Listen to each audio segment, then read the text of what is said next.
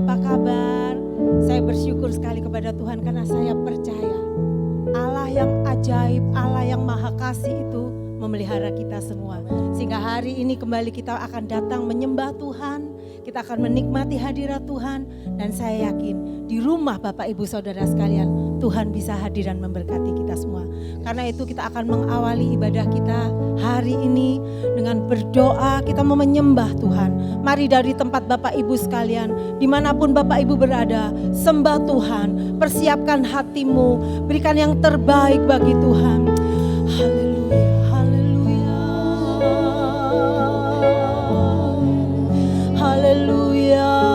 haleluya,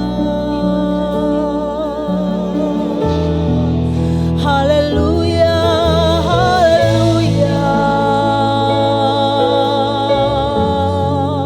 Terima kasih Tuhan, kami mengucap syukur Tuhan, haleluya, haleluya.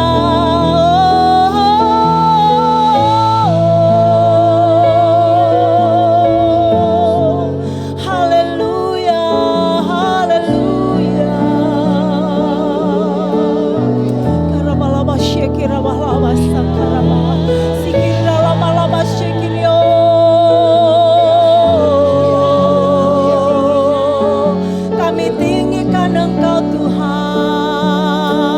haleluya. Oh, ya rabalaba singkarabalaba syarabakaraba syeke. Ya rabakarabalaba sangkarabalaba syarabalaba. Holy Spirit, Roh Kudus, penuhi kami semua, penuhi kami, hadir di tempat kami Tuhan. Kami mau berikan pujian penyembahan kami hanya kepada Engkau. Ya rabata rabasyara labata basangkara balabasye. Oh, ya rabalaba sangkara balabasye balabasingkara balaba. Sikira balabasyikia rabata rabasyara bahalabasingkara balabasyara. Haleluya, haleluya, haleluya, haleluya, haleluya, haleluya.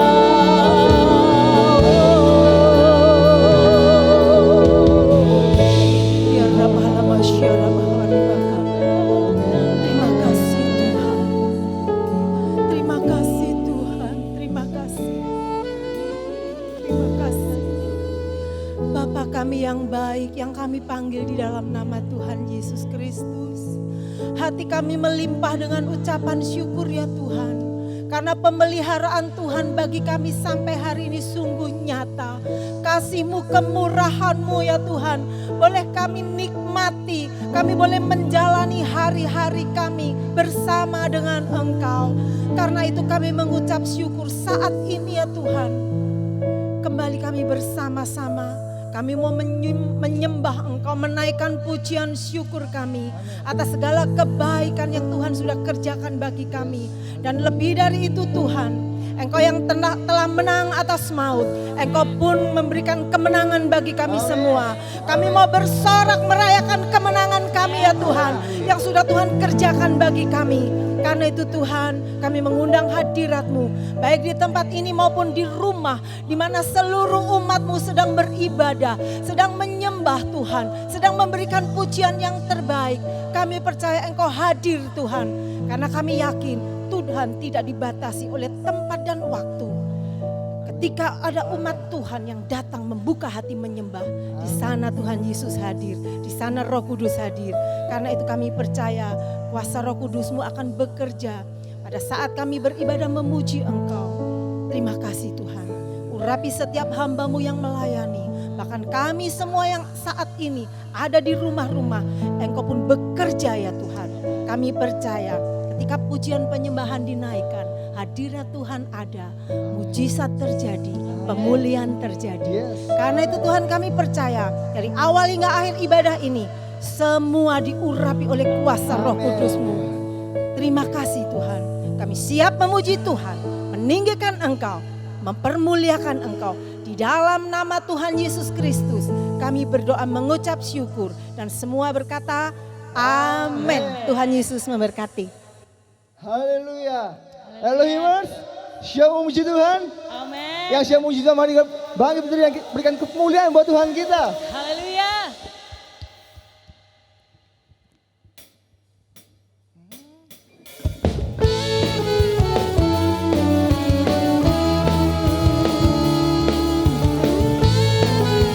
Kami aman di dalam Tuhan. Oh.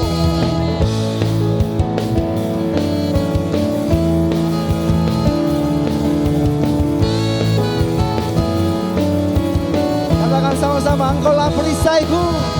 Engkaulah perisaiku, Menara kekuatanku Tuhan, gunung batuku.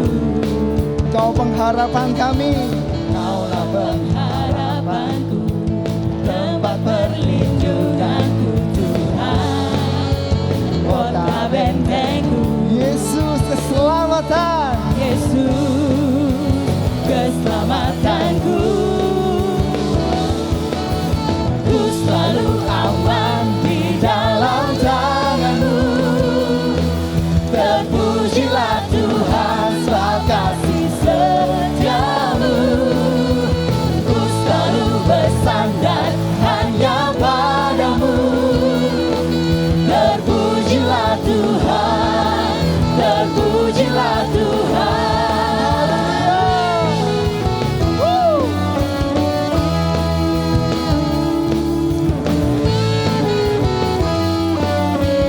Sama-sama katakan lagi, Engkaulah perisai kami. Engkaulah perisaiku, Menara kekuatanku Tuhan, gunung batuku. Kaulah pengharapanku, tempat perlindunganku Tuhan, Kota bentengku. Katakan Yesus, Yesus keselamatan kami. keselamatanku. Semuanya katakan. Ku selalu aman di dalam tangan-Mu. Terpujilah Tuhan sebab kasih setia-Mu. Ku selalu bersandar hanya pada-Mu. Terpujilah Tuhan, terpujilah Ku selalu aman. Ku selalu aman di dalam tangan-Mu. Terpujilah. Terpujilah Tuhan sebab kasih Yes, setia-Mu. amin. Ku selalu bersandar hanya pada-Mu. Terpujilah Tuhan, terpujilah Tuhan. Amin. Engkau layak terima pujian kami Tuhan. Yes, you are a great God.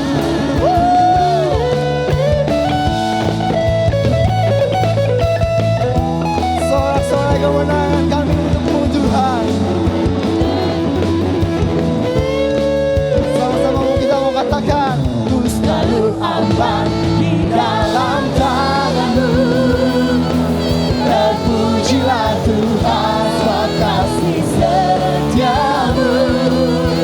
Ku selalu bersandar hanya pada-Mu. terpujilah. Terpujilah Tuhan, terpujilah Ku Tuhan. selalu aman. Ku selalu aman di dalam tangan-Mu. Terpujilah Tuhan sebab kasih setia-Mu. Ku selalu bersandar hanya pada-Mu. Terpujilah Tuhan, terpujilah Tuhan, terpujilah Tuhan, terpujilah Tuhan. Hey.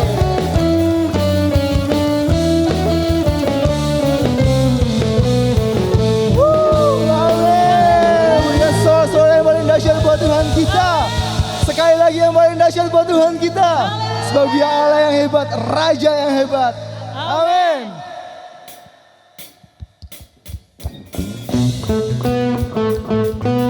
Mari tangan sama-sama yuk.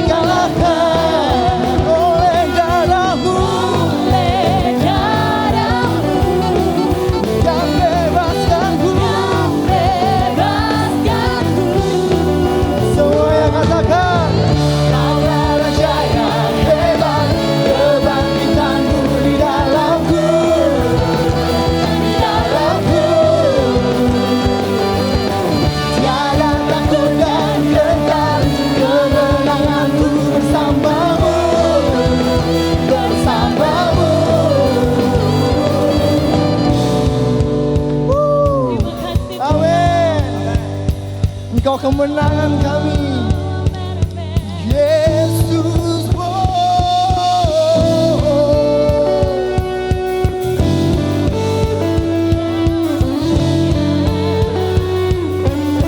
katakan dulu sekarang selamanya. Sekarang selamanya Kau berkuasa atas segalanya. Namamu yang kuserukan, Kaulah Raja penebus yang hidup, dulu sekarang selamanya. Kau berkuasa atas segalanya. Namamu yang kuserukan, Kaulah Raja penebus yang hidup. Kaulah Raja yang hebat, kebangkitanku di dalamku, dan di dalamku. Tiada takut dan gentar, kemenanganku bersamamu, bersamamu. Kaulah Raja yang hebat, kebangkitanku di dalamku, dan di dalamku. Tiada takut dan gentar, kemenanganku bersamamu, bersamamu.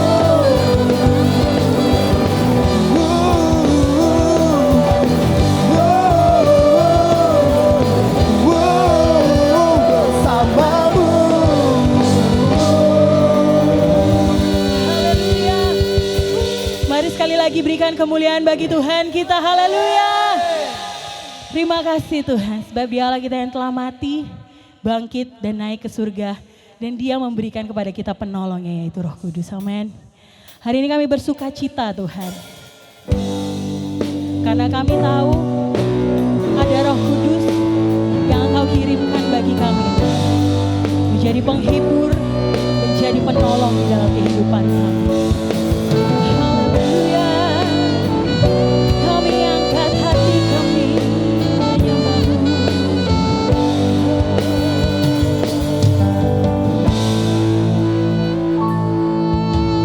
Yesus Tuhan ditinggikan, dimuliakan dan naik ke surga. Dia berikan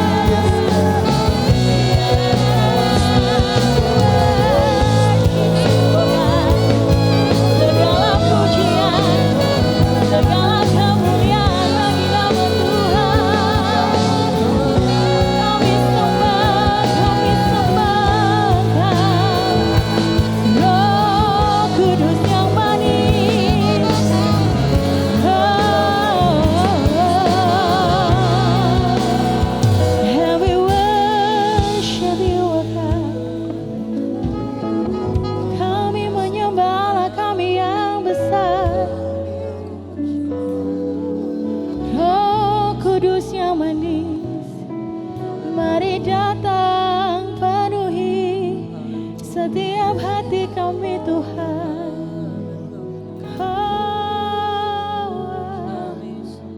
Kami buka hati kami,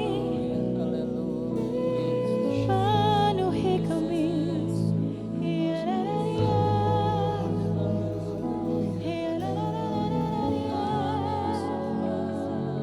Dialah yang akan mencurahkan Roh Kudus-Nya atas setiap kita. Mari setiap kita Bapak Ibu yang ada di rumah, jemaat Tuhan, mari buka hati. Kita mau sama-sama terima Roh Kudus Allah di dalam kehidupan kita. Oh, yes. Roh Kudus, jamah hatiku dengan urapanmu, rindu selalu dekat denganmu, tinggal di hadirat Allah Roh Kudus.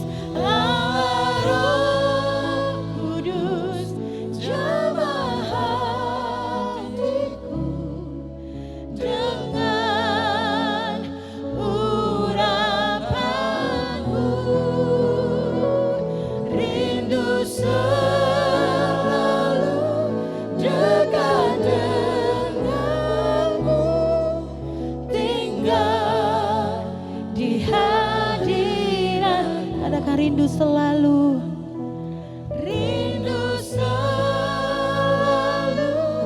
dekat denganmu, tinggal di hadirat. Kami mau tinggal di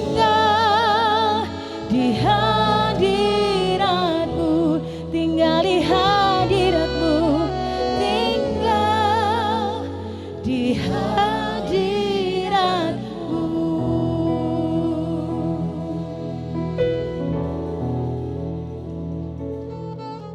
Terima kasih ya Tuhan, Engkau Allah kami yang hidup, yang berkuasa.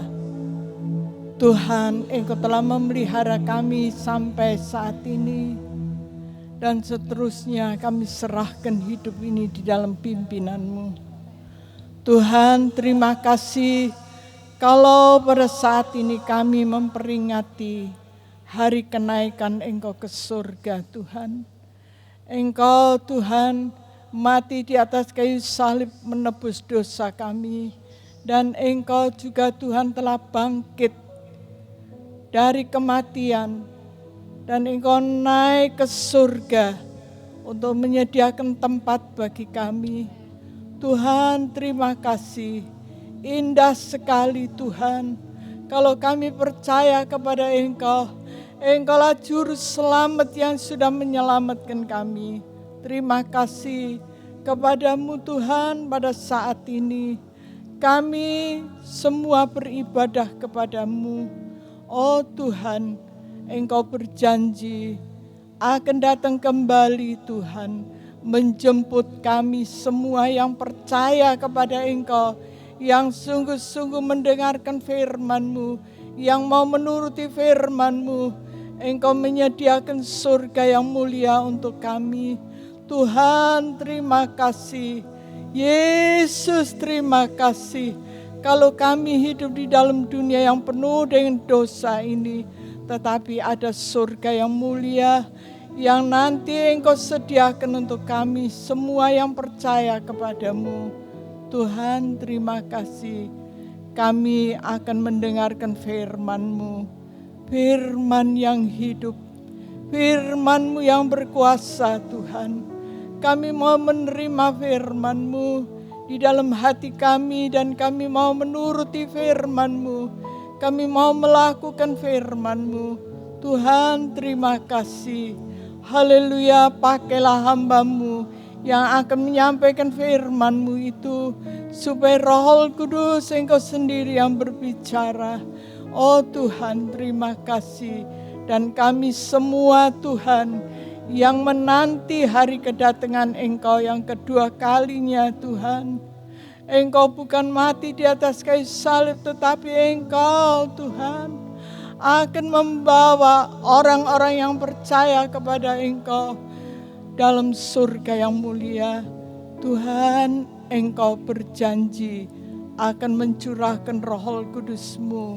Engkau menyuruh kami umat Tuhan supaya bersedia menanti hari kelahiran-Mu Tuhan yang sudah datang dalam dunia ini. Dan Engkau sudah mati di atas kayu salib.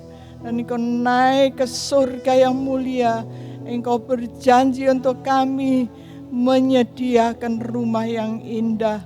Tuhan, kami berdoa saat ini untuk seluruh saudara-saudara kami yang ada di rumah masing-masing akan mendengarkan firman-Mu.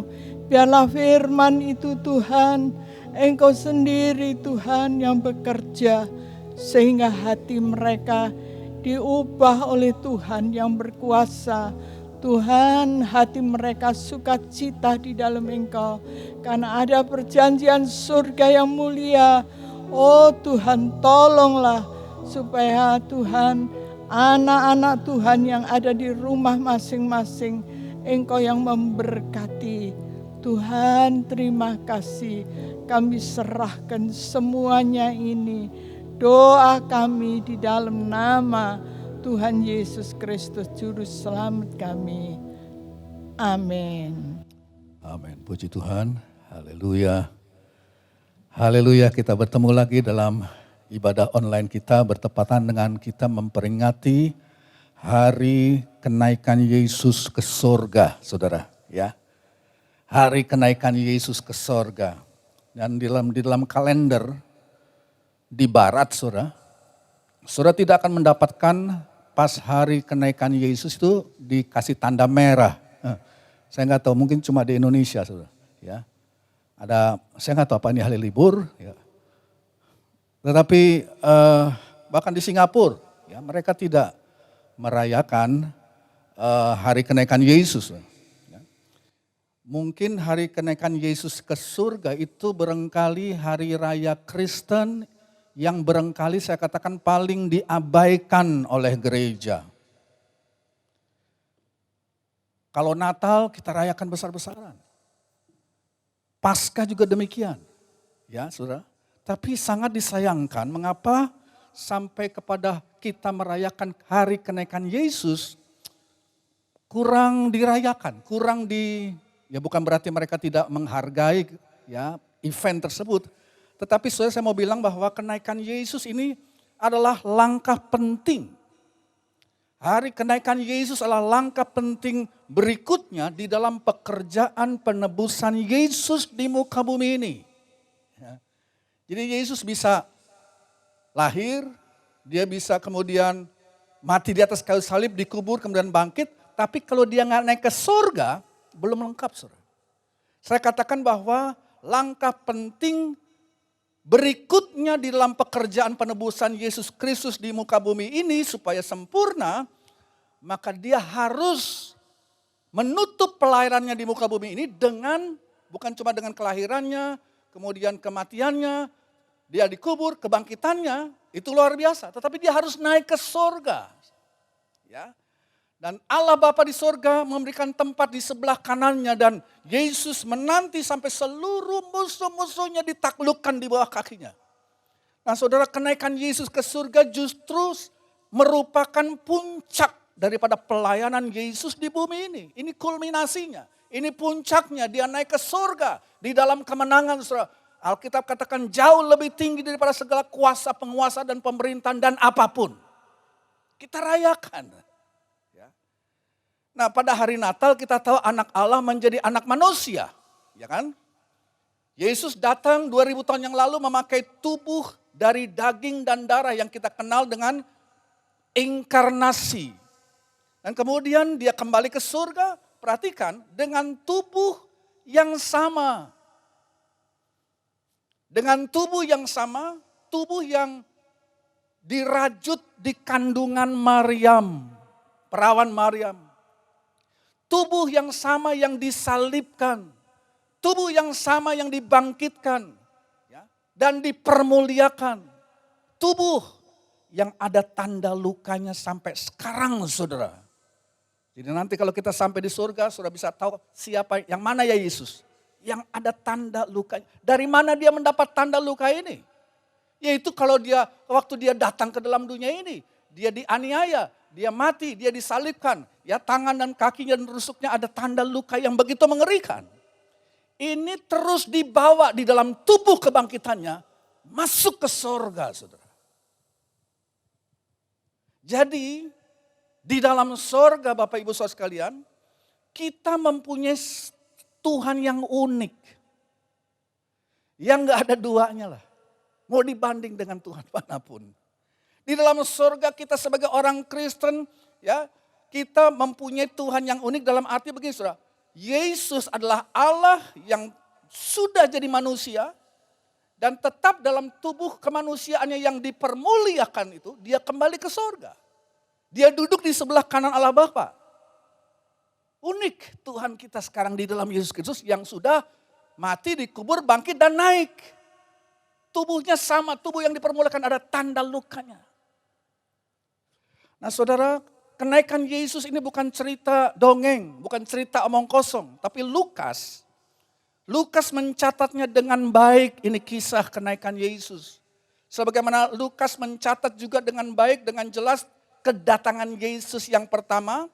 Melalui kelahirannya saudara, sejarah mencatat, Lukas saudara mencatat itu pada masa pemerintahan Kekaisaran Romawi. Maka sekarang pada akhir 3,5 tahun pelayanan Yesus di muka bumi ini, akhir daripada pelayanannya di dunia ini, Lukas juga saudara mencatat ini sebagai satu event. Ini bukan dongeng. Dia menyebut tempat di mana Yesus naik ke sorga. Injil Lukas mencatat bagaimana Yesus bertemu dan membawa murid-muridnya ke Betania, tempat yang dekat dengan Betania. Dan dicatat juga berapa lama waktu yang diberikan Yesus sejak dia bangkit sampai dia naik. Dicatat 40 hari setelah kebangkitannya. Dan Lukas juga kasih tahu bahwa peristiwa kenaikan Yesus ini dilihat, disaksikan oleh murid-muridnya. Jadi ini satu event sejarah. Bukan cerita dongeng, saudara. Bukan isapan jempol. Nah, beberapa orang mungkin bingung, ya, mengapa Yesus mengambil waktu 40 hari setelah kebangkitannya. Kenapa dia tidak langsung saja naik ke sorga? Dia menunggu 40 hari dan ini tidak kebetulan, saudara. Kita tahu pada awal pelayanan Yesus 3,5 tahun sebelumnya, waktu dia dicobai oleh iblis di padang belantara selama 40 hari, 40 malam, Yesus berdoa, Yesus berpuasa, saudara, ya, dan dia berperang, dia berhadapan dengan iblis sendiri di padang belantara itu. 40 hari, saudara. Ya, 40 hari. Ya. Nah sekarang, setelah dia bangkit, gantian, saudara. Yesus mengambil waktu 40 hari untuk menyatakan kemenangannya atas si iblis. Selama 40 hari maka Yesus sang penakluk kematian itu memperlihatkan kekuasaannya, memperlihatkan supremasinya kepada para pengikutnya supaya mereka dapat bersukacita di dalam kemenangannya. Dia mati tapi dia juga bangkit dan dia kasih lihat, aku ini bangkit, aku bukan roh gentayangan, aku ada, aku memakai tubuh kebangkitan yang real. Tuhan kita lah Tuhan yang tidak kalah tapi menang, saudara. Dia nyatakan itu selama 40 hari. Dia kasih lihat kepada murid-muridnya. Berkali-kali dalam masa 40 hari itu Yesus menampakkan dirinya untuk menghilangkan keraguan-raguan para muridnya. Ya, dan meneguhkan kepada mereka bahwa ada kuasa yang besar yang sudah mengalahkan kuasa maut, mengalahkan kuasa kematian, sekarang bekerja dalam diri Yesus. Jadi sebagaimana kelahiran Yesus pada kedatangan yang pertama itu bersifat supranatural, Yesus lahir dengan cara mujizat, maka pada kebangkitannya juga itu satu kejadian supranatural. Yesus bangkit dari antara orang mati, belum pernah ada yang seperti itu, saudara. Bangkit untuk tidak mati lagi, saudara. Ada orang yang bangkit juga tapi dia mati lagi. Tapi Yesus adalah buah sulung kebangkitan. Jadi saudara, kelahirannya bersifat supranatural, kebangkitannya bersifat supranatural, kenaikannya juga bersifat supra alami, bersifat mujizat, bersifat ajaib. Kenaikan Yesus salah satu hal yang luar biasa, satu misteri yang luar biasa, di luar pengalaman manusia. Ya. Saudara pernah lihat tukang sulap, saudara? Ya, seperti David Copperfield tuh. Dia bisa terbang, saudara. Nggak tahu pakai trik bagaimana. Orang bilang ini bukan pakai kekuatan kuasa gelap, tapi ada satu trik gimana nggak tahu. Ya. Jadi tuh bisa naik, bisa terbang begitu, saudara. Ya. Saya nggak tahu setinggi apa, paling-paling mungkin setinggi atap rumah atau lebih tinggi lagi. Ya. Ya. Entah pakai trik apa nggak tahu, saudara. Tapi Yesus dengan tubuh kebangkitannya, dia naik bukan tinggi cuma 100 meter, 200 meter sampai ke langit-langit daripada rumah atau sampai ke tingkat berapa barangkali daripada bangunan, saudara. Enggak. Alkitab katakan Yesus dengan tubuh kebangkitannya diangkat oleh Roh Kudus, tembus lewat 3 lapis langit. Saya percaya bahwa lapisan langit di atas kita ini, itu 3 lapis itu sesuai dengan Alkitab katakan. Kenaikan Yesus menentang hukum gravitasi. Kenapa? Sebab Yesus sekarang bergerak oleh satu hukum yang lebih tinggi daripada hukum gravitasi, saudara. Dalam dirinya ada satu hukum yang kita sebut sebagai hukum kebangkitan. Tubuhnya yang bangkit itu secara supranatural diangkat naik lewat langit pertama, lewat langit kedua dan tembus langit yang ketiga. Disitulah tahta Allah berada. Di belakang langit biru, saudara. Saudara pernah lihat pesawat waktu dia lagi parkir di landasan, saudara. Pesawat gede, saudara. Bilang saja jumbo jet. Ya 747 itu beratnya ratusan ribu kilogram, ratusan ton, saudara. Lagi parkir di landasan, nempel di tanah. Ya, karena gravitasi, lantas kita pikir bagaimana benda gede yang berat ini kok bisa naik, bisa terbang, bisa terangkat. Kenapa, saudara? Karena kita tahu waktu mesin jet yang besar itu menyala dan mendorong pesawat itu, lantas dalam satu hukum aerodinamik, saudara, bekerja dalam tubuh daripada pesawat tersebut, maka tubuh pesawat itu tiba-tiba yang ratusan ton beratnya, di dalamnya juga ada ratusan orang yang lagi naik, saudara, terangkat dari gravitasi bumi. Kalau manusia aja bisa bikin pesawat ya yang bisa terbang dengan begitu cepat, ya melawan gravitasi bumi, bahkan sampai keluar dari gravitasi bumi, pergi ke bulan, pergi ke planet Mars. Ya, Yesus dengan tubuh yang supranatural. Saudara, manusia terbang itu tidak pakai cara supranatural, itu cara hukum alami. Yesus, dia naik ke surga dengan kuasa Roh Kudus, dia terangkat ke langit yang ketiga, dan dia duduk di sebelah kanan Allah Bapa dengan segala kuasa penguasa itu tunduk kepada dia sekarang ini. Nah, saudara, kenaikan Yesus itu penting. Sebagaimana kelahirannya penting, sebagaimana hari Paskah penting, kenaikan Yesus juga penting dan perlu. Kenaikan Yesus, saudara, menutup pelayanannya di bumi. Kenaikan Yesus mengakhiri pelayanannya di bumi dan kemudian kenaikan Yesus adalah awal pelayanannya di sorga. Jadi 2 pelayanan, saudara.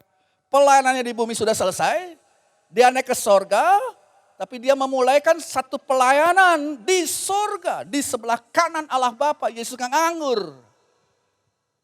Dia melayani.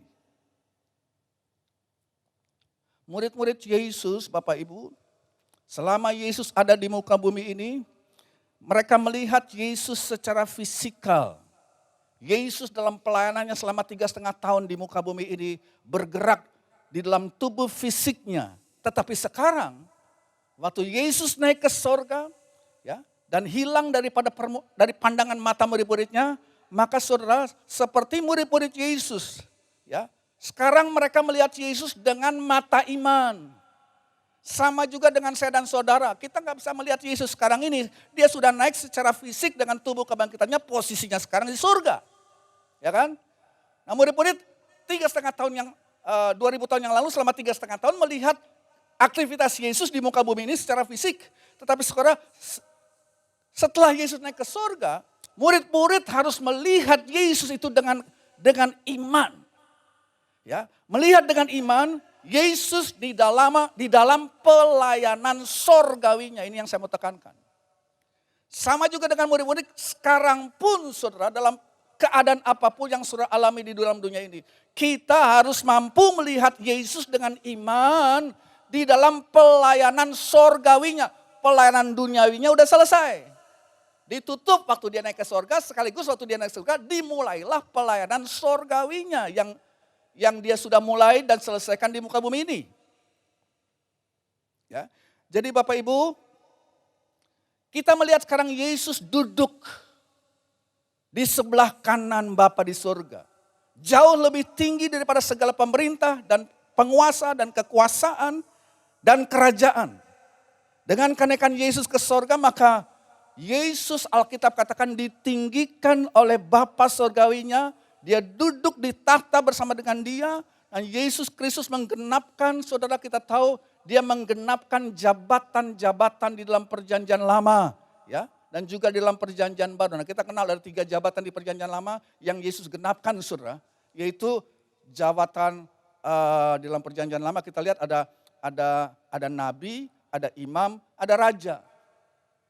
Selama 3,5 tahun Yesus menunjukkan juga ketiga jabatan ini ada dalam dirinya. Yesuslah nabi yang terbesar. Dia juga imam kita, ya, dan dia juga raja kita.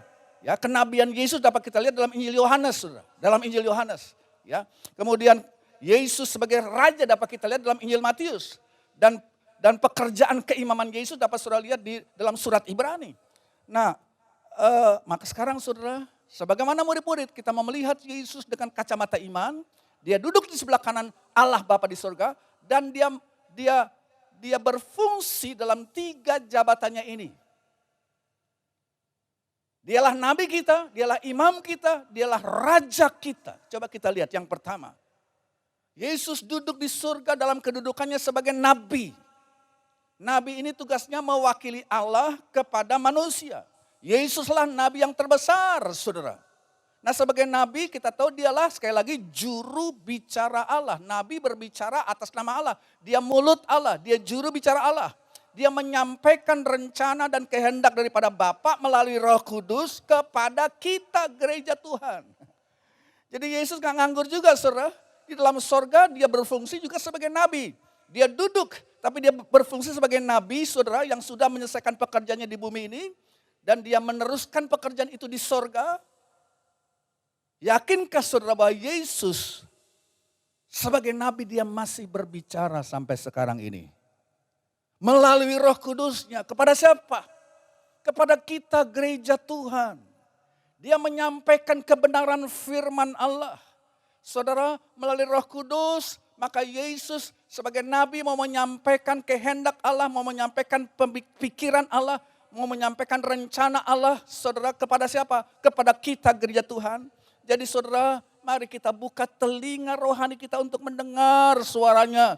Tuhan masih berfirman sampai sekarang ini melalui firman Allah yang dihidupkan oleh Roh Kudus, yang disampaikan oleh hamba-hamba Tuhan. Dia sedang berfirman, kita harus pasang telinga, kita harus mendengar. Dia mau memimpin, dia mau menasehati kita, dia mau memberikan motivasi, dia mau memberikan dorongan, dia mau menguatkan. Dia juga mau mengkritisi kita. Dia juga di sisi lain mau menghibur kita dalam kesusahan kita. Dia mau menuntun kita kepada segala kebenaran. Itu tugas Yesus. Dialah firman. Dialah nabi. Dia menyampaikan kehendak Allah. Jadi pasang telinga. Kalau kita mau tinggalkan kesibukan kita, seringkali kita begitu sibuk sehingga Allah berbicara kita sudah nggak dengar. Ya. Kalau orang tanya, kok saya udah gak bisa mendengar suara Allah? Coba periksa, barangkali saudara tidak pasang telinga betul-betul. Saudara terlalu sibuk dengan segala kegiatan dan kesibukan dunia ini. Nah, sekarang saat yang baik saudara, tatkala saudara mungkin sudah tidak bisa bekerja lagi, semuanya sedang PSBB saudara, lockdown, dan kita punya banyak waktu untuk mendengar suara Allah. Ya, inilah tugas Yesus, tugas kenabiannya, dia penyampai mulut Allah. Dia menasihati lewat firman Allah. Dia masih bekerja, dia masih berbicara. Dia menguatkan, dia mengkritisi kehidupan kita. Dia menuntun, saudara. Dan kita ingat juga sebagai nabi, salah satu tugas kenabian juga adalah memprediksi masa yang akan datang. Ya kan? Sebagai nabi maka Yesus bukan cuma mengkuatkan, mendorong, mengkritisi, menghibur, menasihati. Tapi ada satu bagian dalam perkataannya bersifat nubuat, bersifat melihat ke depan. Apa yang akan terjadi ke depan ini menjelang kedatangannya pada kali yang kedua. Banyak orang kepingin tahu, banyak orang pergi ke ahli nujum, peramal, kepingin tahu bagaimana nasib ke depan kehidupannya. Mereka bayar mahal untuk itu. Tapi bagi kita orang percaya, saudara, Tuhan mau kasih tahu lewat firman-Nya, lewat nubuatnya, saudara. Ya, Yesus Nabi yang sudah menubuatkan di dalam firman-Nya supaya umatnya bersiap sedia menanti kedatangannya yang tidak lama lagi.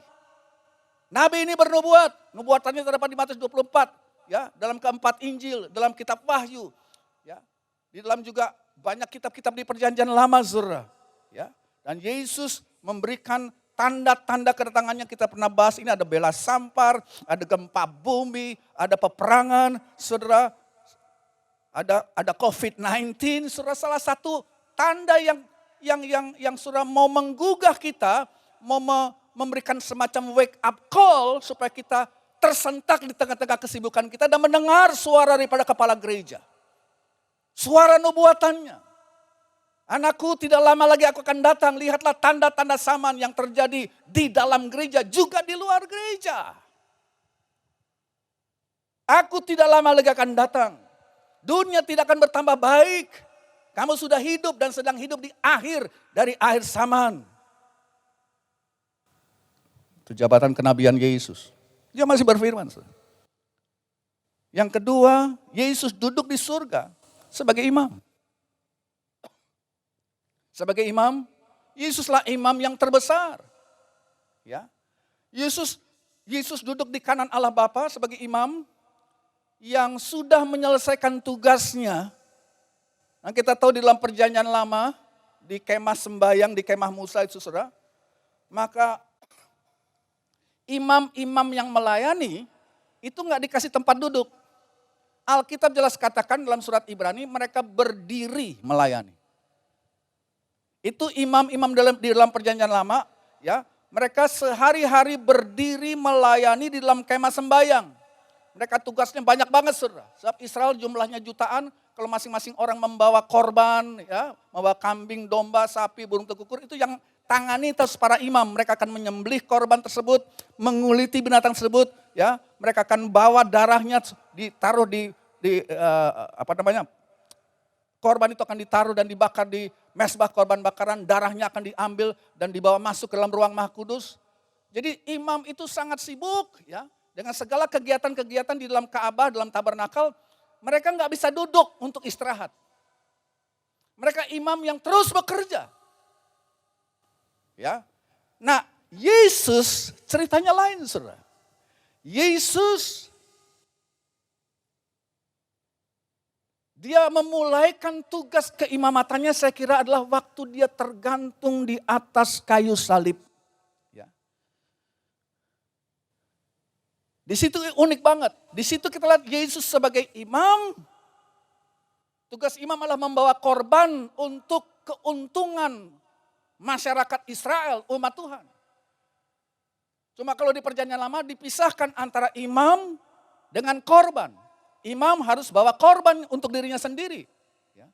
Tapi di dalam Yesus imam besar sekaligus korbannya. Makanya saya percaya di atas kayu salib Yesus memulaikan pekerjaan keimamatannya sebagai korban yang satu kali saja diberikan. Selesai, saudara. Tidak perlu ditambah lagi dengan korban-korban yang lain. Allah puas dengan korban Yesus. Tidak perlu lagi ada korban-korban tambahan yang lain. Dan Alkitab katakan waktu dia sudah menyelesaikan pengorbanannya di atas kayu salib, ya, dia naik ke surga dan duduk, bukan berdiri. Jangan salah, saudara. Imam-imam di Perjanjian Lama tidak pernah istirahat sebab memang, saudara, korban-korban di Perjanjian Lama tidak sempurna. Sehingga imam itu harus kerja terus. Nggak ada peristirahatan. Tetapi saudara, imam besar Yesus Kristus menjadi imam besar dan sekaligus korbannya, korban yang sempurna yang dia bawa sendiri waktu dia bangkit dari antara orang mati, naik ke surga, dia bawa korban darahnya, dia percikan itu di hadapan tahta Allah. Dan Allah puas. Setelah itu Allah katakan, duduklah engkau di sebelah kananku. Artinya pekerjaan Yesus selesai. Dia imam yang sempurna, sudah menyelesaikan pekerjaannya. Jadi Bapak Ibu, kita nggak usah datang lagi kepada imam-imam manusia. Ya, Gak usah pakai imam-imam manusia yang mengantara, saudara. Ya, saudara ngaku dosa, ya kan? Enggak ada, kita mempunyai perwakilan yang luar biasa. Imam besar kita adalah imam besar yang luar biasa, saudara. Kita datang kepada dia. Ya, jadi sebagai imam, kita lihat Yesus memulaikan pelayanan keimamannya itu di kayu salib. Ya kan? Nah, sekarang dia duduk di sorga. Pekerjaan keimamannya selesai, tetapi mau bilang selesai juga, tapi begini saudara. Dia imam besar yang duduk. Pekerjaannya sempurna. Kalau kita anak Tuhan, kita lemah, kita bisa jatuh, berbuat dosa. Saudara. Dan begitu kita berbuat dosa, iblis sang penuduh itu naik ke surga dan dia tuduh kita di hadapan takhta Allah. Tetapi begitu kita bertobat, kita minta ampun untuk segala salah dan dosa kita, Yesus akan berdiri, ya, dan akan kasih lihat darahnya kepada si iblis dan kepada Allah Bapa. Tengok, aku sang pembela. Ya, anakku di atas muka bumi ini sudah mengaku dosanya. Dan aku membela dia. Aku mengantarai dia. Iblis mundur engkau.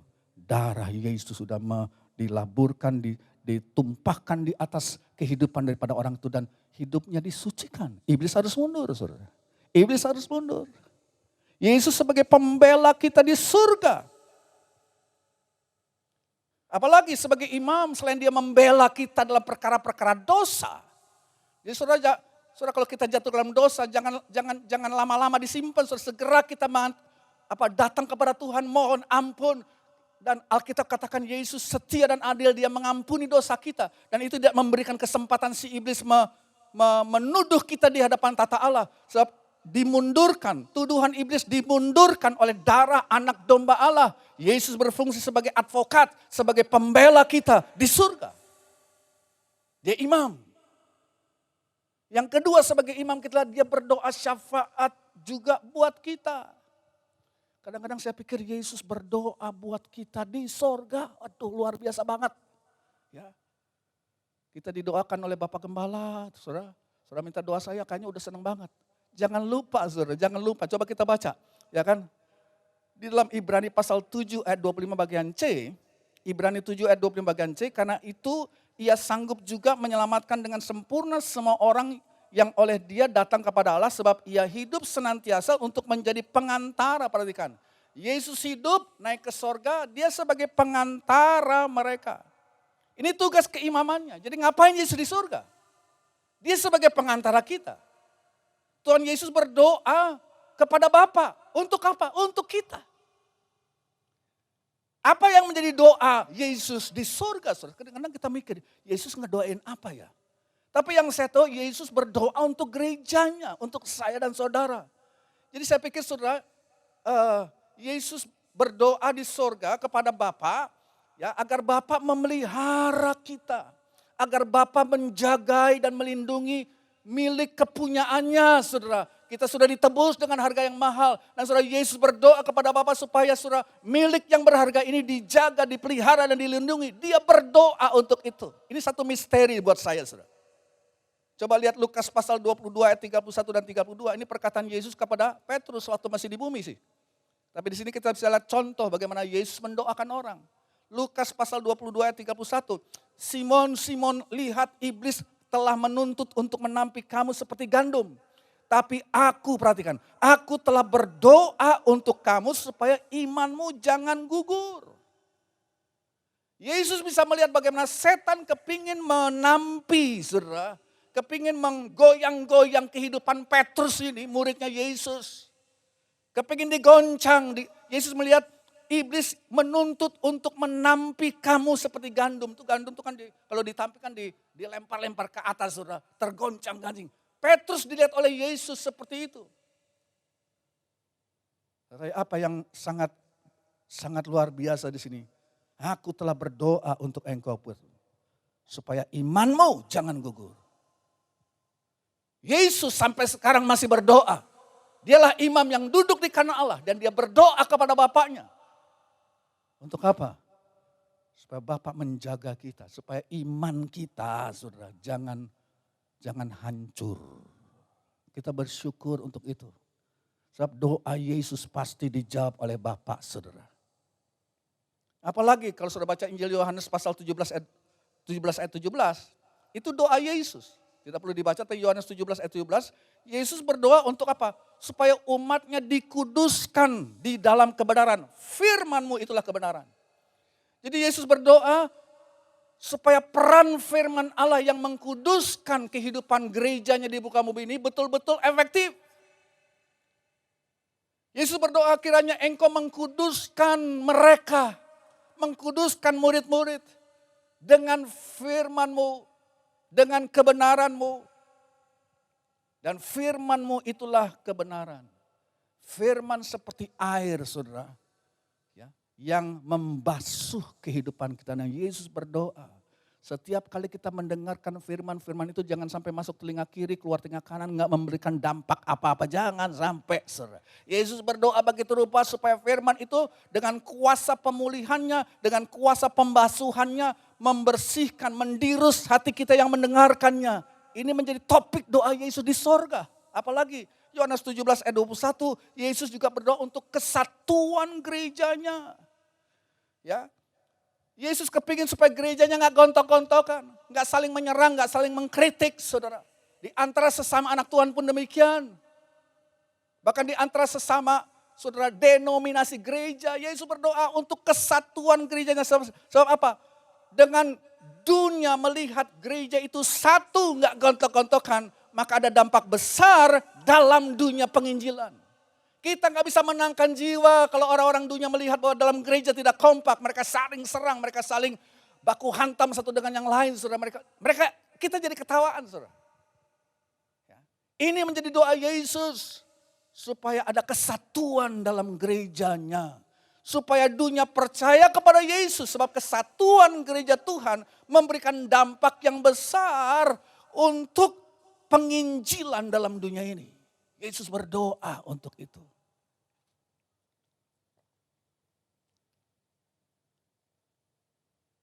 Sebagai imam juga, di dalam Ibrani 4 ayat 14 dan 15, Yesus menaruh belas kasihan kepada kita. Dia Allah yang sudah menjadi manusia dan dia tahu persis keadaan saya dan saudara. Dalam Ibrani 4 ayat 14-15 kalau kita baca, karena kita sekarang mempunyai imam besar agung yang telah melintasi semua langit, yaitu Yesus anak Allah, baiklah kita teguh berpegang pada pengakuan iman kita. Sebab imam besar yang kita punya bukanlah imam besar yang tidak dapat turut merasakan kelemahan-kelemahan kita. Sebaliknya sama dengan kita, ia telah dicobai hanya tidak berbuat dosa. Jadi Yesus sebagai imam besar, dia naik ke sorga, duduk di sebelah kanan Allah Bapa, dan dia dikatakan apa? Dia mempunyai hati yang penuh dengan belas kasihan. Ya, yang ayat 15 katakan imam besar yang kita punya bukanlah imam besar yang tidak dapat turut merasakan kelemahan-kelemahan kita. Sebaliknya sama dengan kita, ia telah dicobai hanya tidak berbuat dosa. Yesus bisa merasa pergumulan-pergumulan kita dalam dunia ini. Kenapa? Karena dia adalah Allah yang sudah jadi manusia. Dan selama 33,5 tahun dia tahu apa artinya pergumulan sebagai manusia. Sekarang dia naik ke surga, duduk di sebelah kanan Allah Bapa. Ngapain? Dia menjadi juru syafaat kita. Dia sekarang merupakan imam besar yang berbelas kasihan, saudara. Bapak Ibu saudara sekalian, Yesus menangis dalam surga melihat kita bergumul juga dengan virus corona ini. Dia tahu apa itu, perasaan seperti itu.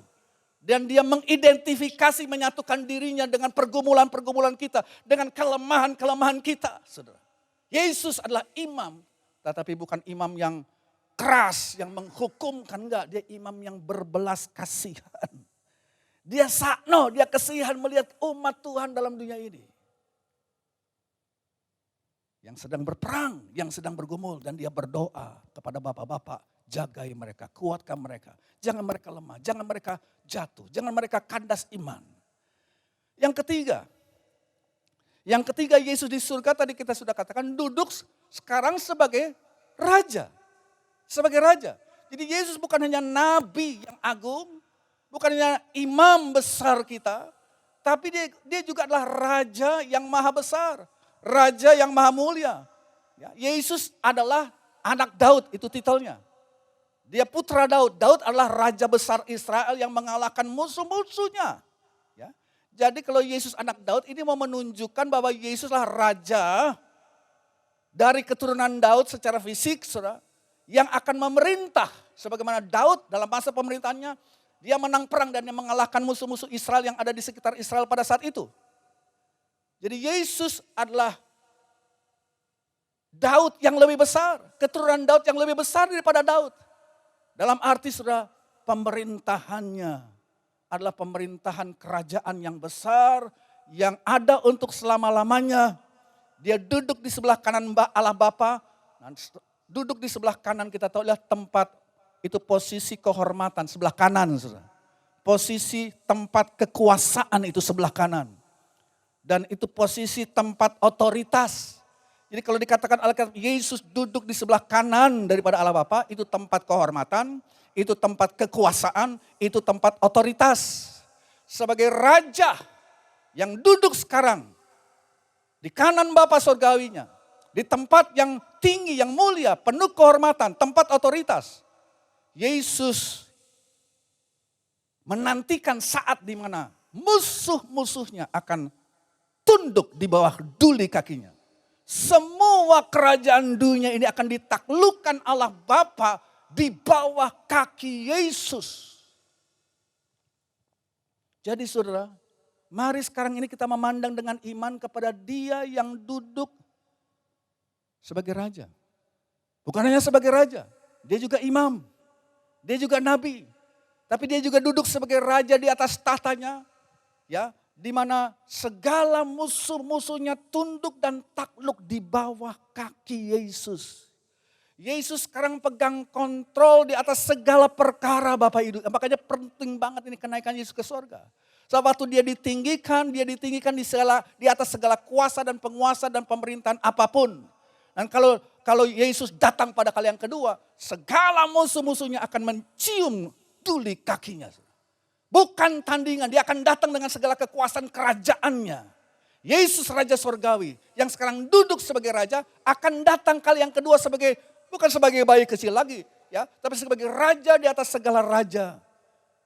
Dan kita bersyukur dalam banyak tantangan apapun yang kita sedang hadapi sekarang ini, Dia tetap in control. Dia tetap mengontrol segala perkara. Dia duduk di atas tahtanya sebagai raja. Jangan kita dikalahkan oleh situasi apapun dalam dunia ini Bapak Ibu. Jangan kita dikalahkan oleh kondisi hidup seperti sekarang ini. Kita mau pandang Yesus dan memandangnya memang harus pakai iman. Sebab kita gak bisa lihat. Sudah mau melihat Yesus dengan mata jasmani, kita gak bisa lihat Dia. Tapi kita meraba Dia dan merasa Dia dengan tangan rohani, dengan tangan iman, dengan mata iman.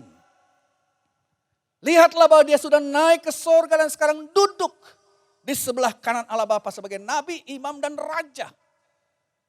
Dia juga jangan lupa, Dia memang memerintah dalam dunia ini. Dia menantikan hal itu nanti pada kali yang kedua. Tapi sekarang ini Dia memerintah di dalam gerejanya. Jangan lupa Yesus naik ke surga, Dialah kepala gereja sekarang ini.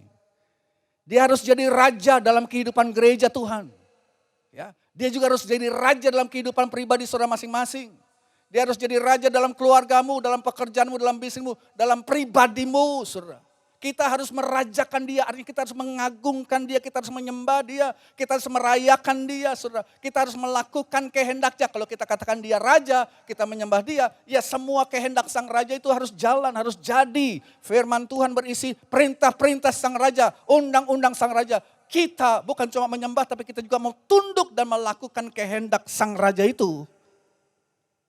Dia raja dalam hidup kita. Nah, saya mau tutup khotbah ini saudara.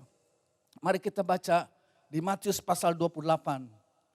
Matius pasal 28 ayat 16 sampai 20. Matius 28 ayat 16 sampai 20 kita tahu ini perintah agung daripada Yesus waktu Dia siap-siap mau naik ke sorga. Kita baca dan ke-11 muridnya itu berangkat ke Galilea, ke bukit yang telah ditunjukkan Yesus kepada mereka. Ketika mereka melihat Dia, mereka menyembahnya. Tetapi beberapa orang ragu-ragu. Saudara boleh kasih garis bawah itu. Ayat 17. Ketika melihat Dia, mereka menyembahnya. Tetapi beberapa orang ragu-ragu. Ayat 18. Yesus mendekati mereka dan berkata, kepadaku telah diberikan segala kuasa di sorga dan di bumi. Karena itu pergilah, jadikanlah semua bangsa muridku. Dan baptislah mereka dalam nama Bapa dan Anak dan Roh Kudus. Dan ajarlah mereka melakukan segala sesuatu yang telah kuperintahkan kepadamu. Dan ketahuilah, aku menyertai kamu senantiasa sampai kepada akhir zaman. Perhatikan saudara dalam kisah ini. Yesus sebelum dia naik ke sorga, dia bikin apa ya? Dia melalui malaikatnya dia katakan begini, ya. Murid-murid, aku akan pergi duluan mendahului kamu ke Galilea. Nanti kamu nyusul ya, kita akan ketemu di situ. Kita akan ketemu di sana. Nah saudara, Yesus bertemu dengan murid-muridnya sebelum dia naik ke sorga, kita sama-sama mengerti di Bukit Zaitun. Ya, di Bukit Zaitun. Ya, kalau sudah pergi ke Israel, ada gerejanya sampai sekarang. Satu tempat tradisi yang dipercaya di sanalah Yesus naik ke sorga, saudara. Ya. Dan perhatikan di sini, murid-murid waktu lihat Yesus, mereka menyembah Yesus. Garis bawah itu. Mereka menyembah Yesus. Jadi posisi Yesus waktu naik ke sorga, posisi murid-murid pada saat Yesus naik ke sorga, mereka sedang dalam posisi menyembah. Cuma garis bawahi juga, ada yang ragu-ragu. Ya. Ada yang ragu-ragu saudara. Mungkin mereka pikir begini, ini sudah 40 hari lah sejak Yesus bangkit dari antara orang mati dan menampakkan dirinya, ya, baik kepada murid-murid maupun kepada murid-murid dan handai taulan yang lain. Cuma mungkin begini saudara, ada yang ragu-ragu. Ragu-ragunya begini, mungkin mereka yang masih masa transisi ini mereka mau pikir begini barangkali ya. Apa benar ini Yesus yang bangkit gitu barangkali. Coba saudara menempatkan diri dalam posisi murid-murid. Enggak semuanya sih, tapi dikatakan ada beberapa yang ragu-ragu. Apa benar ini Yesus yang bangkit ini? Nah saudara mungkin seperti waktu di kamar loteng saudara.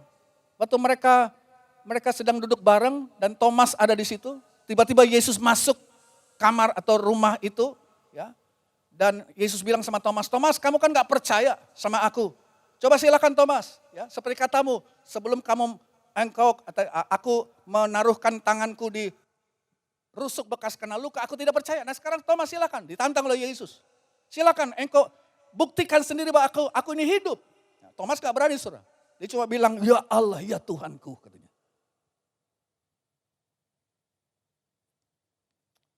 Yesus bisa saja mungkin pada saat di mana dia lihat sebelum dia naik ke surga ini ada orang yang ragu-ragu.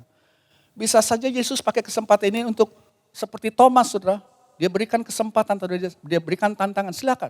Aku tahu kamu ragu-ragu. Ya. Oke, monggo silakan. Aku masih di sini. Boleh jamah, buktikan sendiri bahwa aku hidup. Ya. Jamah.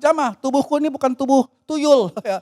Bukan tubuh yang bagaimana, ini tubuh real. Tubuh kebangkitan tubuh yang real. Bisa dipegang saudara. Bisa dijamah saudara. Walaupun ini tubuh yang tidak dapat dibatasi oleh ruang dan waktu. Tubuh yang luar biasa saudara. Yesus bisa bilang demikian kepada mereka yang ragu-ragu. Ya. Sentuh aku, silakan buktikan sendiri. Tanganku dan rusukku di sini silakan, ini masih ada tanda lukanya. Udahlah gak usah pakai ragu-ragu, ada apa kamu ragu-ragu? Yesus bisa bilang demikian. Ya kan? Tapi kita perhatikan lebih jauh saudara.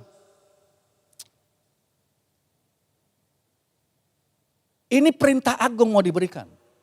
Cuma gak semua murid-murid kompak percaya, ada yang ragu-ragu.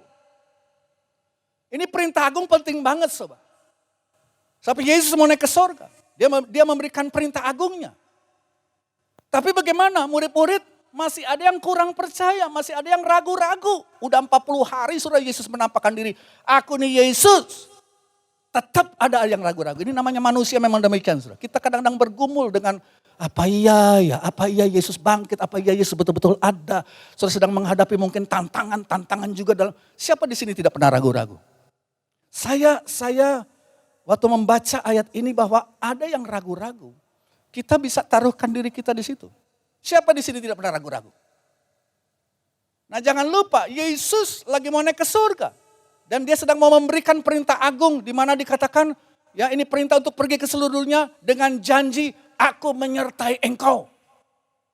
Bisa aja saudara, kalau mungkin saya jadi Yesus, ya kalau saya jadi Yesus. Waktu dia lihat, ya ampun, ya ampun, kamu masih belum percaya juga sama aku. Wes, udahlah, sebodoh amat. Aku tinggal aja ke surga langsung berangkat. Sebodoh amat lu tinggal sendiri bumi. Apa seperti itu? Itu kalau saya jadi Yesus. Tapi enggak, saudara. Perintah agung dengan janji penyertaan yang terbesar, aku menyertai engkau sampai kesudahan zaman. Itu diberikan kepada murid-murid yang kita sudah lihat sebagian ragu-ragu.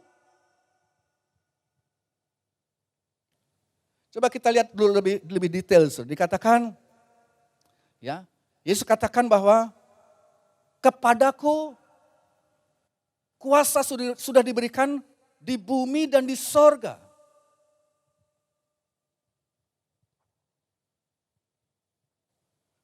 Nah, kepadaku telah diberikan segala kuasa di sorga dan di bumi.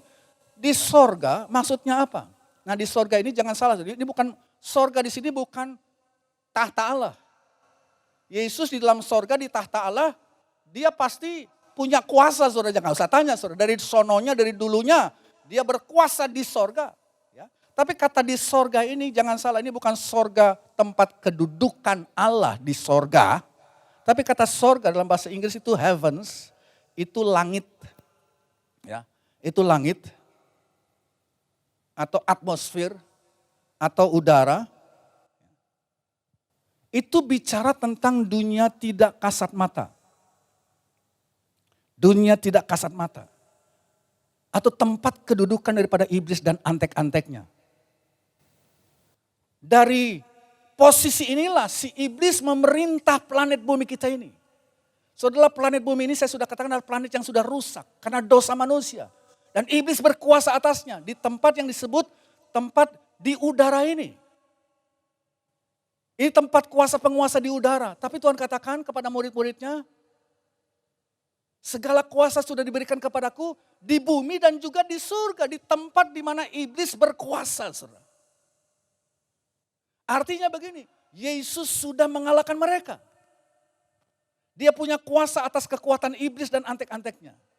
Cuma tadi kita sudah lihat, ini yang menjadi saya mau saudara tangkap ini dulu. Ada yang ragu-ragu. Tapi walaupun mereka ragu-ragu, Yesus tetap berikan saudara janji penyertaannya itu kepada mereka. Kenapa? Kenapa? Rahasianya adalah posisi mereka sedang menyembah saat itu. Nah ini penting. Saya mau saudara tangkap ini.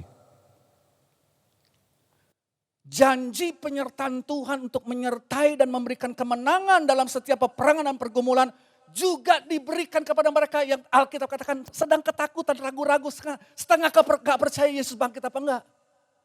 Tetap diberikan, saudara. Ini kalau saya renungkan membuat saya mau menangis. Kan bukan kasih kita juga bergumul. Saudara, kita bergumul dengan keberadaan, dengan tantangan hidup hari-hari toh. Saudara, kita berperang, kita takut.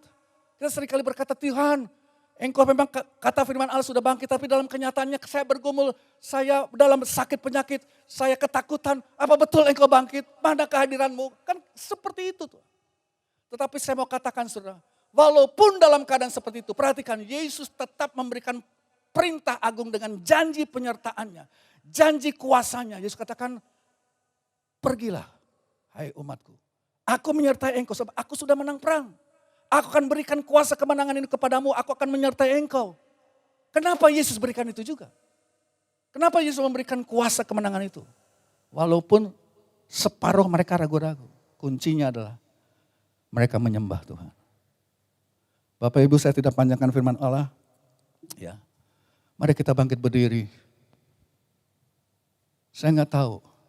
Mungkin dalam hari-hari ini ada yang ragu-ragu, ada yang takut. Tapi percayalah bahwa di tengah-tengah keraguan kita, kalau kita mau ambil posisi menyembah, ini yang saya tekankan. Posisi menyembah.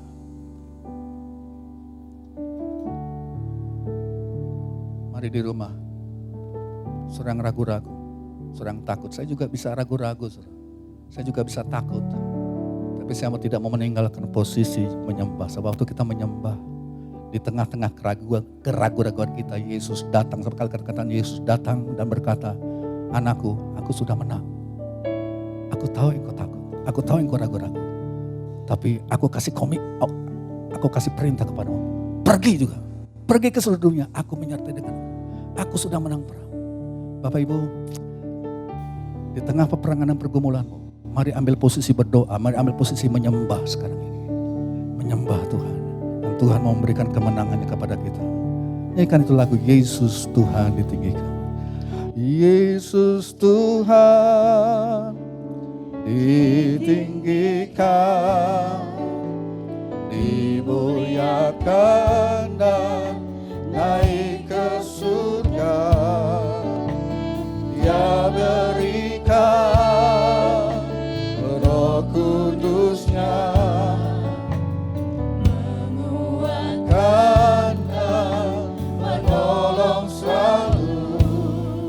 Sungguh rindu bersekutu denganmu selamanya. Allah Roh Kudus, katakan, oh Allah Roh Kudus, jamah hatiku dengan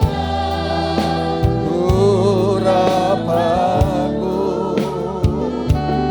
Rindu selalu dekat denganmu, tinggal di hadirat Allah Roh Kudus. Allah Roh Kudus, jamah hatiku dengan urapanmu. Rindu selalu dekat denganmu, tinggal di hadirat. Lagi katakan Allah Roh Kudus. Allah Roh Kudus, jamah hatiku dengan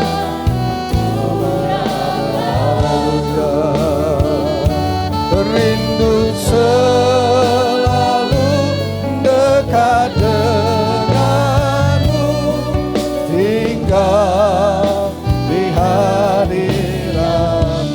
Mari umat Tuhan ambil waktu, beberapa waktu itu untuk menyembah Tuhan. Menyembah Tuhan, fokus kepada Dia. Perhatikan murid-murid Yesus menyembah Dia. Walaupun ada yang takut, ada yang ragu-ragu, saudara, tetapi tetap menyembah Tuhan. Waktu kita menyembah Tuhan, ada sesuatu atmosfer yang dilepaskan dari tahta sorgawi, yang membuat Yesus datang kepada murid-muridnya. Aku tahu engkau takut, ada sebagian yang takut. Tapi tengok anak-anakku, aku sudah menang perang. Aku sudah mengalahkan, segala kuasa diberikan kepadaku. Di bumi dan di surga. Di surga adalah tempat di mana iblis itu berkuasa. Dia sudah dikalahkan. Dan mungkin sudah kita takut. Haleluya. Mari Bapak Ibu kita datang kepada Tuhan. Sembah Dia, sembah Dia, sembah Dia. Pandang kepada Tuhan. Dia duduk di atas tahta sebagai imam, nabi dan raja. Haleluya. Mau kurang apa? 3 jabatan ini ada pada Yesus. Sekarang Dia mau utus saya dan saudara pergi. Pergi dan jangan takut. Haleluya, aku hargai penyembahanmu. Waktu engkau menyembah aku datang dan aku hadir.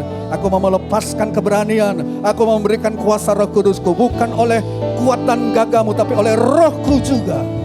Segala perkara itu jadi. Mari sidang jemaat Tuhan. Jadilah pemenang. Haleluya, bukan dengan kekuatan kita.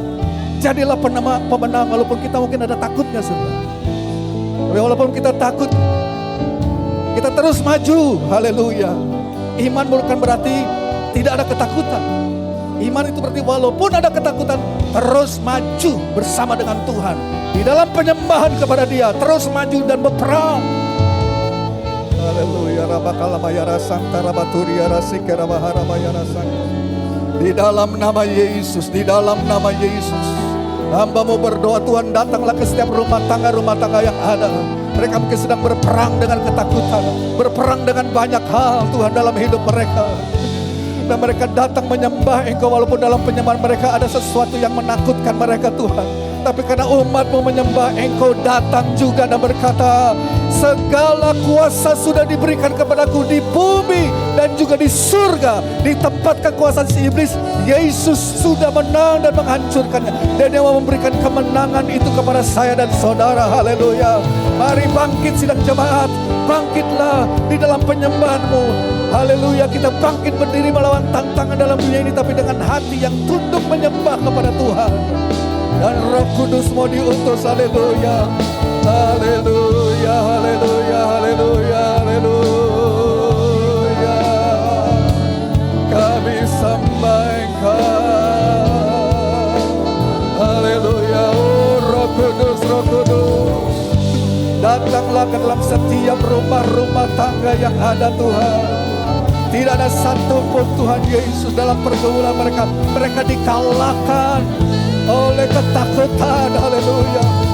Ketakutan akan masa depan. Ketakutan atas perubahan-perubahan yang sedang terjadi. Amin. Haleluya. Haleluya. Allah Roh Kudus. Allah Roh Kudus.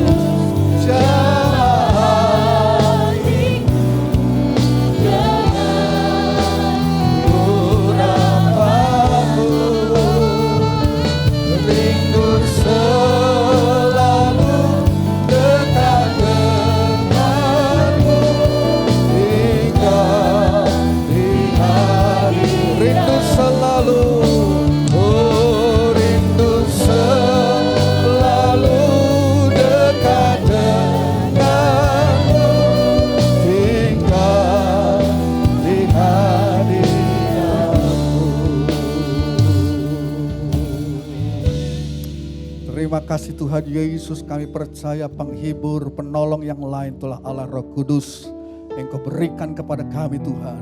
Di dalam kami menyembah Engkau Tuhan Yesus, di tengah-tengah ketakutan kami, kebimbangan kami, Tuhan Engkau tetap datang menghampiri kami untuk menolong kami, untuk berkata bahwa Engkau sudah menang Tuhan. Dan Engkau memberikan kuasa kemenangan-Mu kepada kami dan mengutus kami pergi ke dalam dunia ini. Jadikan sekalian bangsa muridku, haleluya, di dalam nama Yesus, di dalam nama Yesus. Terima kasih Tuhan, terima kasih bila firman-Mu memberikan kekuatan khusus kepada setiap umat-Mu. Di mana saja mereka mendengar Tuhan, di rumah mereka masing-masing. Dan kapanpun ini recording ini boleh didengarkan, berkati Tuhan, berkati. Terima kasih Bapa dalam sorga, memberkati Tuhan mereka yang sudah melayani, baik worship leaders, singers, para pemain musik Tuhan Yesus, yang memegang kamera Tuhan, yang memegang LED dan juga mixer, dan semua kami yang hadir di rumah-rumah, para suami, istri Tuhan, tolong Tuhan berkati. Haleluya, mereka tetap kuat, mereka tetap survive, bukan dengan kuat dan gagah mereka, tapi dengan kuasa kebangkitan Yesus, kuasa Roh Kudus yang mengangkat Engkau tinggi di dalam sorga, kuasa yang sama juga ada di dalam kehidupan kami umat-Mu. Terima kasih Tuhan. Berdoa untuk pemerintahan bangsa dan negara kami Tuhan Yesus, di pusat, di daerah, di wilayah Tuhan, tolong mereka. Berikan kekuatan, hikmat, akal budi Tuhan Yesus. Dan terima kasih Tuhan juga para dokter dan para medis yang bekerja di garda depan Tuhan, melindungi dan menjagai mereka Tuhan Yesus. Bahkan seluruh Elohimers tutup bungkus dengan kuasa darah-Mu. Kami tolak segala virus, sakit, penyakit Tuhan. Engkau tutup bungkus di dalam nama Tuhan Yesus Kristus. Berikan kekuatan dan kesehatan dan kemenangan kepada mereka semua. Terima kasih. Angkat tangan saudara. Terima berkat ini. Haleluya, haleluya. Terima kasih Tuhan, terima kasih. Tuhan memberkati engkau dan melindungi engkau. Tuhan menyinari engkau dengan wajahnya dan memberi engkau kasih karunia. Dan Tuhan menghadapkan wajahnya kepadamu dan memberi engkau damai sejahtera. Di dalam nama Bapa, Sang Putra dan Roh Kudus. Yaitu di dalam nama Tuhan Yesus Kristus. Semua yang percaya katakan amin. Puji Tuhan. Tuhan berkati saudara sekalian.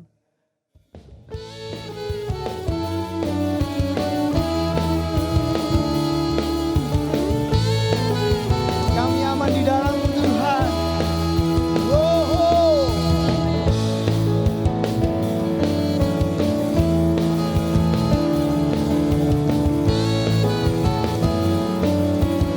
Katakan sama-sama, Engkaulah perisaiku. Engkaulah perisaiku, menara kekuatanku Tuhan, gunung batuku. Kau pengharapan kami. Kaulah pengharapanku, tempat perlindunganku Tuhan.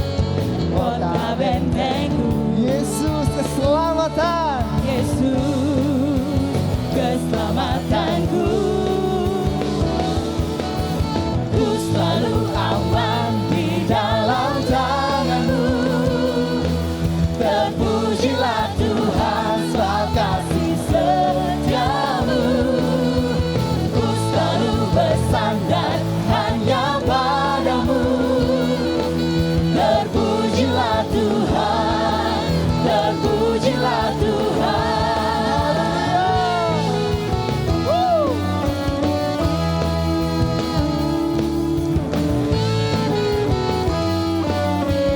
Sama-sama katakan lagi, Engkaulah perisai kami. Engkaulah perisaiku, menara kekuatanku Tuhan, gunung batu